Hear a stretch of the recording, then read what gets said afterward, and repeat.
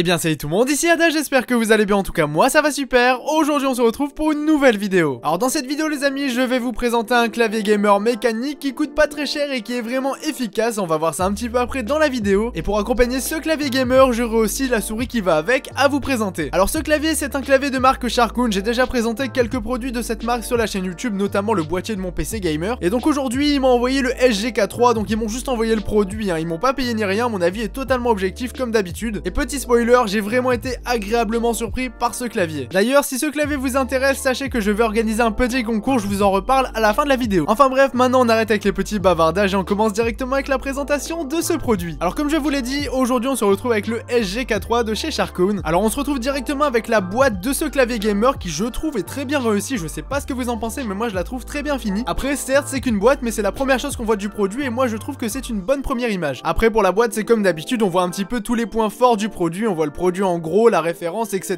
etc. Ça je vous la fais pas, vous connaissez. Mais nous ce qui nous intéresse c'est le contenu de cette boîte, donc on va directement commencer par l'ouvrir. Donc en l'ouvrant on tombe directement sur le clavier gamer protégé par quelques morceaux de plastique, donc il suffit de les enlever et on se retrouve directement avec la bête. Et bien sûr on a à côté de tout ça toutes les notices d'utilisation, etc.